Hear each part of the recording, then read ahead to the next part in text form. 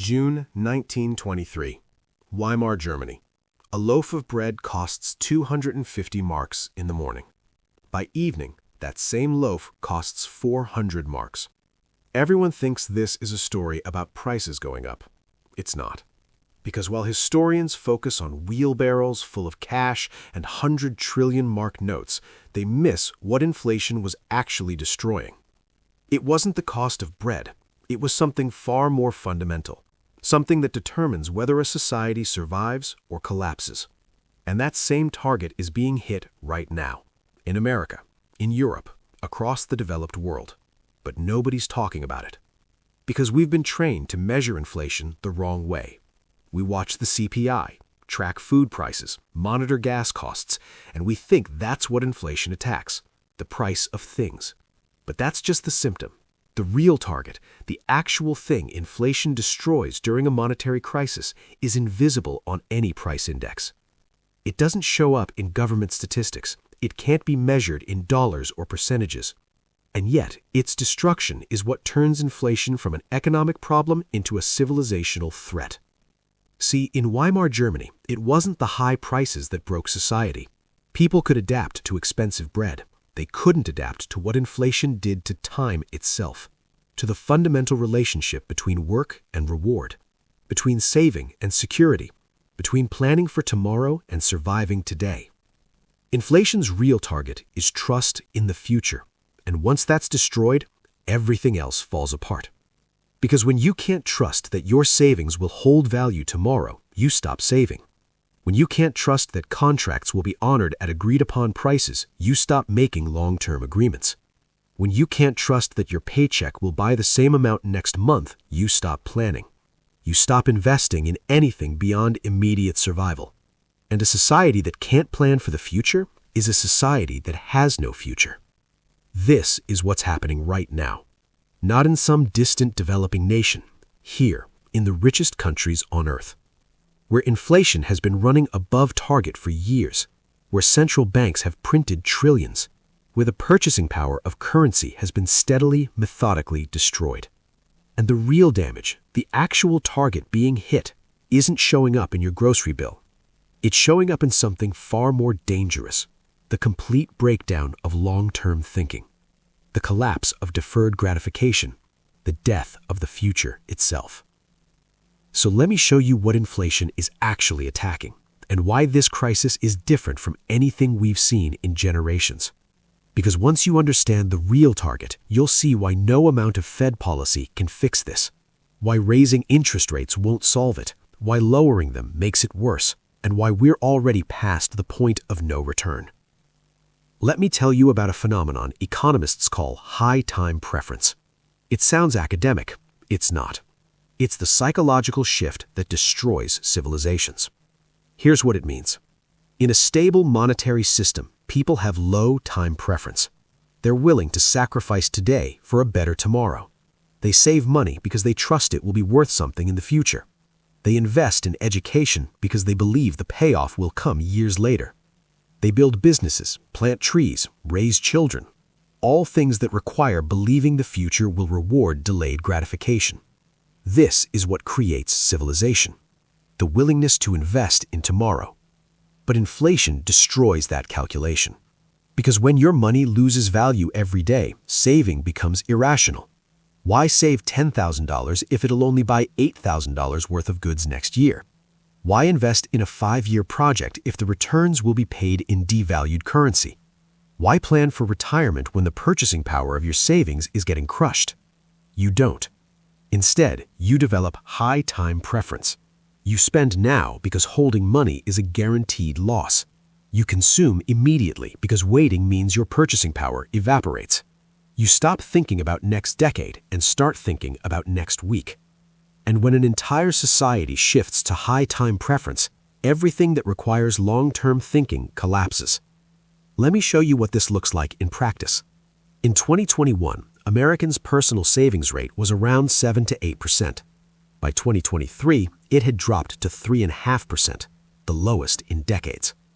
People aren't saving because saving has become a sucker's bet. Why hold cash earning 0.5% interest when inflation is running at 4 to 7%? You're losing money every day. So they spend, they consume, they live for today because tomorrow is uncertain. But it's not just individuals. Look at what's happening to capital investment. Businesses are cutting long-term R&D projects. Infrastructure spending that requires 10 to 20-year payoffs isn't happening. Major corporations are focusing on quarterly earnings instead of decade-long strategies. Why? Because inflation has made long-term planning financially irrational. If you invest $100 million in a project today that will return $150 million in 10 years, but inflation runs at 5 to 7% annually, you're losing money in real terms. The nominal return looks good. The real return is negative. So businesses stop making those investments. They buy back stock, they pay dividends, they return cash to shareholders now because holding it for future investment destroys value. And this is how inflation kills growth. Not through high prices, through the destruction of future-oriented thinking. But here's where it gets truly insidious. Because this shift in time preference doesn't just affect economics, it affects everything. In Weimar Germany, birth rates collapsed during hyperinflation. Why have children when you can't afford to feed them next month? Why build a family when the future is chaos? Marriage rates dropped, long-term relationships fractured. People stopped making commitments that required believing in stability. And we're seeing the same pattern today. Birth rates in the developed world are cratering. Millennials and Gen Z are having fewer children than any generation in history. Home ownership among young people has collapsed. Long-term career planning has been replaced by gig economy survival. And everyone blames it on economics, student debt, housing costs, stagnant wages. But those are symptoms. The real cause is the destruction of faith in the future. When you can't trust that working hard today will lead to security tomorrow, you stop planning for tomorrow. You stop sacrificing for a future you don't believe in. And inflation is the mechanism destroying that belief. Not because bread is expensive, but because the fundamental social contract has been broken. The promise that if you work, save, and invest, you'll be rewarded in the future. That promise is dead. Killed by monetary policy. Destroyed by currency debasement. Murdered by central banks that chose to inflate rather than face the consequences of decades of bad decisions. And here's where the terrifying part is. Because once high time preference takes hold in a society, it's almost impossible to reverse. Because even if inflation stops tomorrow, the psychological damage remains. The trust is gone. The belief in the future has been shattered. And a society that doesn't believe in its own future has no future. But there's something even more dangerous happening, something that accelerates this collapse, and it's already in motion. The wealth transfer. That's what inflation is actually accomplishing. And it's not random. It's systematic. Let me show you who wins and who loses when inflation attacks the future. The winners are simple to identify. Debtors, governments, asset holders. Anyone who borrowed money when it was worth more and gets to pay it back when it's worth less. The United States government is the biggest winner of all. They have $33 trillion in debt, and every year that inflation runs at 5%, the real value of that debt shrinks by $1.65 trillion. They don't have to pay it back. They just have to wait while inflation makes it disappear. It's the greatest debt forgiveness program in history. Except it's not forgiveness, it's theft.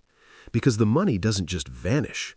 The value is transferred from creditors to debtors, from savers to borrowers, from the middle class to the government. And this is inflation's real target during a monetary crisis. Not prices, the middle class. Specifically, middle-class savings. Let me break down exactly how this works. If you're wealthy, you don't hold cash. You hold assets, real estate, stocks, commodities, art, businesses, things that tend to appreciate during inflation or at least hold real value. When inflation hits, asset prices rise. Your $2 million home becomes worth $3 million. Your stock portfolio inflates along with everything else. You're not hurt by inflation. You might even benefit. But if you're middle class, you hold your wealth in cash equivalent forms, savings accounts, checking accounts, bonds, retirement funds in fixed income. You've been told this is safe, conservative, responsible, and inflation destroys it. Your $50,000 in savings earning 1% interest loses 5% per year to inflation. That's a 4% annual wealth tax. In 5 years, your $50,000 has the purchasing power of $40,000. You didn't spend it. It was taken from you through monetary policy. And given to whom? To the government that inflated the currency, to the corporations that borrowed cheap and paid back with devalued dollars, to the asset holders whose stocks and real estate appreciated. This is the largest wealth transfer in modern history, and it's happening silently. No votes, no legislation, no debate, just the steady, systematic destruction of middle-class purchasing power. But here's what makes this particularly vicious. The middle class can't escape it. Wealthy people can move money offshore, buy international assets, hire financial advisors to navigate the system. They have options. The middle class doesn't. They're trapped. Their money is in dollar-denominated savings, their retirement in target date funds managed by institutions. Their wealth is in their home, which they still owe money on. They can't pivot, can't diversify, can't protect themselves.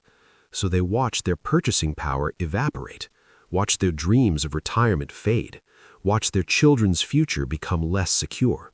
And they don't even understand what's happening because they've been told to watch the CPI, to focus on gas prices and grocery bills, while the real theft happens in their savings account, in the slow, methodical destruction of stored labor. See, that's what savings actually represents, stored labor. You worked, you created value, you didn't consume it all. You saved some for the future. That savings is your past labor, stored in currency, waiting to be used. And inflation is the government taking your past labor, confiscating the value you created and didn't spend, taxing you without legislation, stealing from you without prosecution. It's the perfect crime, because most people don't understand their victims. They think inflation is just prices going up. They don't realize it's wealth confiscation, a transfer of your life's work to those who control the money supply. And once you see it, you can't unsee it.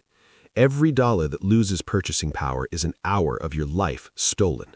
Every percentage point of inflation above your savings rate is a tax on your past work. Every year this continues is another year of your future being sold to pay for government debt.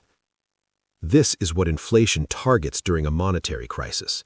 Not prices, your time, your labor, your future. And it's been happening for years while everyone focused on the wrong metrics. But here's one more element to this that's even more sinister. One final target that inflation hits that ensures the damage becomes permanent. And it's already been struck. Social cohesion. That's the final target. And once it's destroyed, there's no coming back. Let me explain what happens to a society when the wealth transfer becomes visible, when people realize the game is rigged, when the middle class understands they're being systematically robbed. They stop believing in the system. And when people stop believing in the system stops working. This is what happened in Weimar Germany, and it's what's happening now. Look at what's emerged in the last few years. Explosive growth in conspiracy theories about the Federal Reserve, massive distrust of government institutions, political polarization reaching levels not seen since the Civil War, people abandoning traditional investments for cryptocurrency, meme stocks, and wild speculation. And everyone treats these as separate phenomena. They're not. They're all symptoms of the same disease, the breakdown of trust caused by visible wealth transfer through inflation. Because when you watch your savings lose value while billionaires get richer, you draw conclusions. Maybe the system isn't designed to help you. Maybe the experts aren't acting in your interest. Maybe the institutions you trusted are actually mechanisms of theft. And once that belief takes hold, cooperation collapses. People stop following rules they see as unjust, stop paying taxes they view as theft, stop participating in systems they believe are rigged against them. This is how inflation destroys social cohesion, not through the immediate pain of high prices, but through the slow, methodical realization that the pain isn't accidental, it's intentional, it's policy, and you're the target. Let me show you what this looks like in practice. In the 1970s, when inflation last hit this hard, trust in government collapsed. Approval ratings for Congress, the President, the Fed, all cratered, and they never fully recovered. An entire generation developed cynicism about institutions that persists today. But that was nothing compared to what's happening now. Because in the 1970s, information moved slowly. People didn't have real-time data on wealth inequality, didn't have social media amplifying every example of corruption, didn't have immediate access to alternative narratives. Today, they do. And what they're seeing is enraging them. They see billionaires adding hundreds of billions to their net worth during COVID while their own savings evaporate. They see corporations posting record profits while claiming they have to raise prices due to inflation. They see government officials trading stocks based on policy decisions while telling citizens to tighten their belts. And they connect the dots. This isn't random inflation. This is a system designed to extract wealth from the bottom and middle and transfer it to the top. And once people believe that, whether it's entirely accurate or not, they stop cooperating. They stop working within the system. They look for alternatives. This is why cryptocurrency exploded during high inflation, not because Bitcoin is a better currency, but because it's an exit from a system people no longer trust. This is why meme stock movements happened, not because GameStop was a good investment, but because people wanted to punish institutions they saw as corrupt. This is why political extremism is rising on both left and right, not because people have suddenly become more radical, but because the center, the establishment, the system, the institutions, has lost legitimacy. And inflation did that by making the wealth transfer so obvious that denial became impossible. Now here's the truly dangerous part. Once social cohesion breaks down, it creates a feedback loop. People stop trusting institutions, so they stop complying with policies, so government has to become more coercive to maintain control, which further erodes trust, which increases resistance, which requires more coercion, until you end up in one of two places: authoritarian control to force compliance, or complete systemic collapse. There is no middle ground, because you can't run a complex modern economy without trust. You can't have functional markets without belief that contracts will be honored. You can't have stable currency without faith that the government won't debase it. You can't have investment without confidence in the future. And inflation has destroyed all of that. Not through high prices, through the visible, undeniable wealth transfer that proved the system isn't designed to protect you. This is happening right now. You can see it in the data. Trust in institutions at all-time lows. Labor force participation declining as people opt out. Birth rates collapsing as young people refuse to invest in a future they don't believe in. Political violence increasing as people abandon peaceful participation. Alternative economies emerging as people build systems outside government control. These aren't random trends. They're the predictable result of inflation's real target being hit. The destruction of trust in the future, the breakdown of social cohesion, the collapse of the middle class. And once this process reaches a certain point, it becomes irreversible.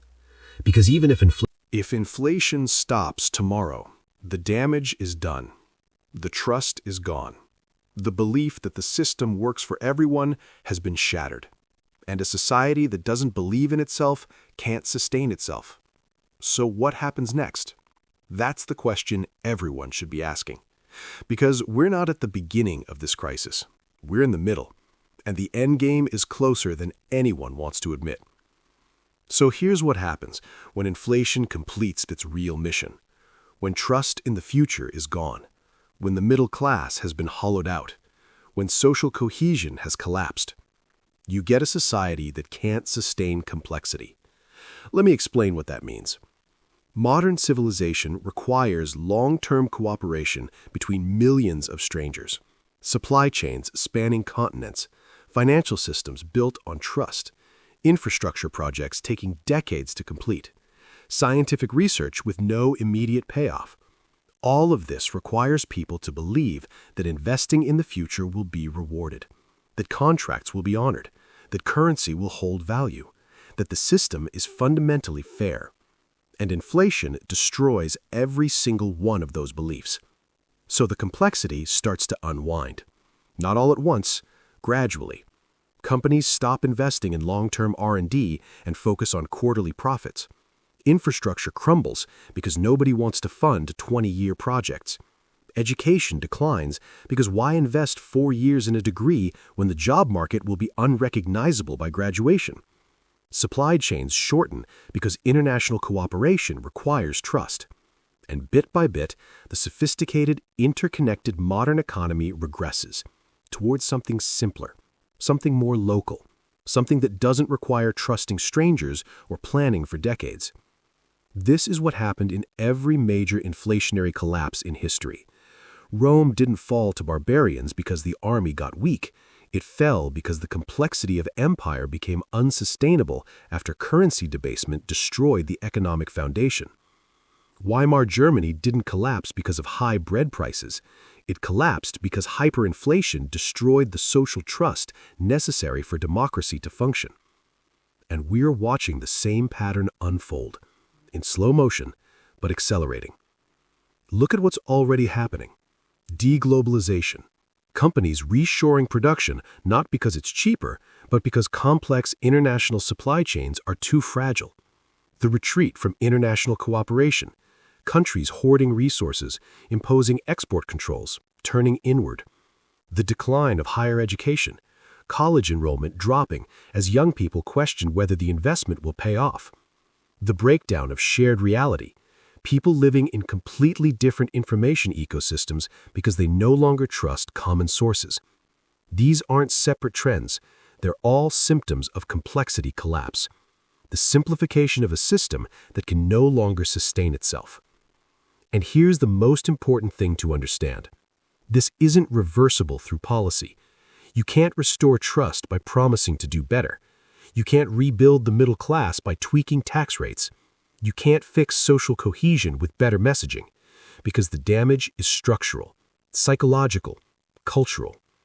An entire generation has learned that saving is for suckers, that planning for the future is irrational, that the system is rigged against them.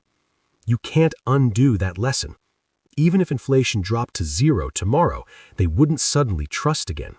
The scar remains, and it shapes behavior for decades. This is why inflationary crises are so dangerous, not because of the immediate economic pain, but because of the permanent psychological damage, the destruction of the cultural foundations that make civilization possible. So what do? That's the real question. Because if you're waiting for the government to fix this, you're waiting for a solution that isn't coming. The government created this problem through decades of deficit spending, through money printing, through choosing inflation over facing the consequences of their decisions. They're not going to suddenly reverse course and accept the pain. They're going to keep inflating, keep transferring wealth, keep destroying the future until the system breaks completely. So your only option is to adapt, to understand what inflation is really targeting and protect yourself. That means moving out of cash and into assets that hold real value, things that can't be printed, things that represent actual productive capacity or scarce resources. It means developing skills that will be valuable in a simpler, more local economy because the complex global system is fragmenting. It means building relationships and communities based on trust, because when institutions fail, people fall back on personal networks. It means lowering your time preference intentionally, consciously choosing to invest in the future even when the incentives push you toward immediate consumption. Because if enough people do that, maybe we can slow the collapse. Maybe we can preserve some of what makes civilization worth having. But make no mistake, the damage is done. Inflation's real target has been hit. Trust in the future is broken. The middle class is being destroyed. Social cohesion is collapsing. And we're living through the long, slow consequences of that destruction. The high prices, those are just the symptom. The real disease is much deeper. It's the death of the belief that tomorrow will be better than today. The end of the idea that hard work and saving will be rewarded. The collapse of the social contract that made modern civilization possible. And once you understand that, you see inflation for what it really is. Not an economic problem that can be solved with interest rates, but a civilizational crisis that destroys the psychological foundations of progress. This is what they're not telling you when they report CPI numbers. This is what you won't see in any government statistic. This is the real target, and it's already been hit. The only question now is whether we can build something new from the ruins, or whether we're going to keep pretending everything is fine while the foundations crumble beneath us. Because inflation's mission is almost complete. The future has been sacrificed. The middle class has been hollowed out. Trust has been destroyed. And what comes next depends entirely on whether enough people understand what actually happened before it's too late to do anything about it.